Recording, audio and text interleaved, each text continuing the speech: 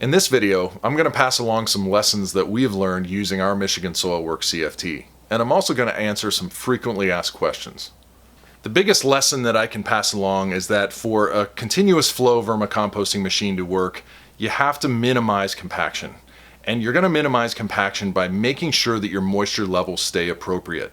You're going to want about a 65 to 70% moisture content in your vermicompost, which means when you pick up that vermicompost and you squeeze it as tightly as you can, it should yield just about 1 drop of moisture. If you're much greater than that, then this causes several problems. It causes that compaction as that material is heavy and presses down on the material below it. This is going to make harvest very difficult.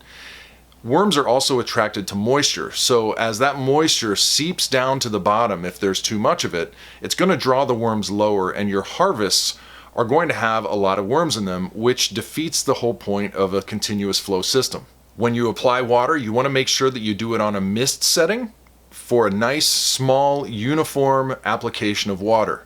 You never want to pour water into a continuous flow vermicomposter. Also, before you add that water, make sure you really need it. Don't judge the moisture inside your vermicompost by the very top layer. Go ahead and scrape down an inch or so and see what you find, because you may find that your moisture content just below the surface is just fine. Apply moisture towards the center of your CFT instead of the sides. We noticed our material was more moist along the walls, and our compaction issues were really the worst towards the perimeter of our CFT.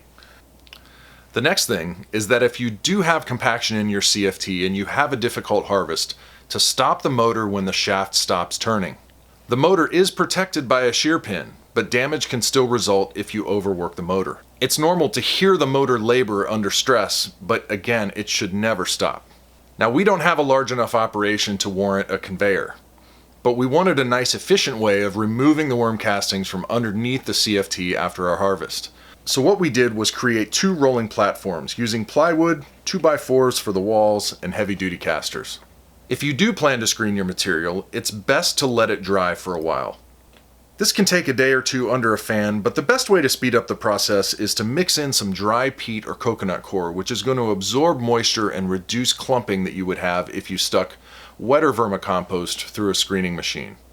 One more thing I would make sure of is to ensure that your particle size is not too big in your pre-composted mixture.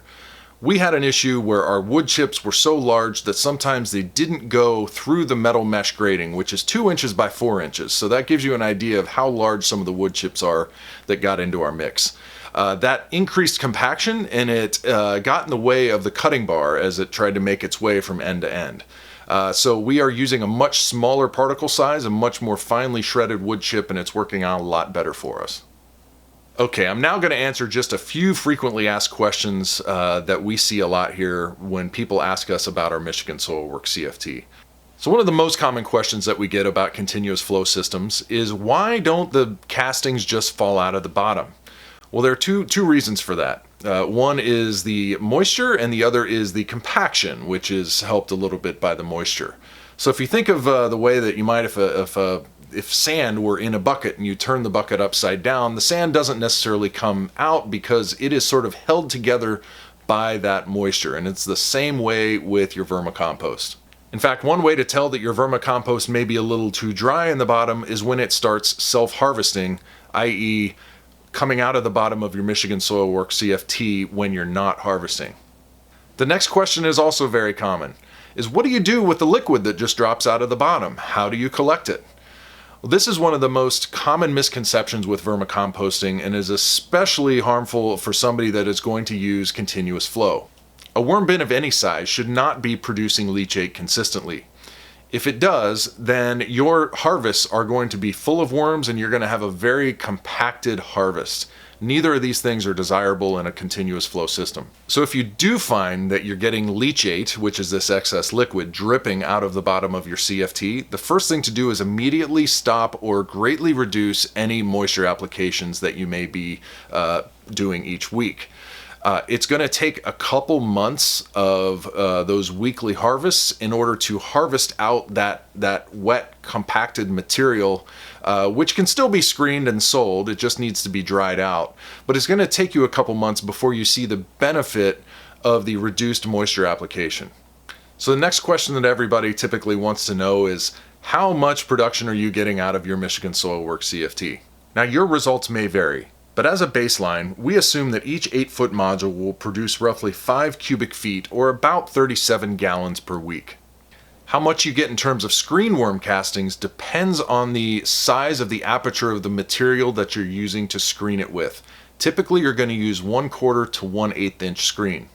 It also depends on the material that you're vermicomposting.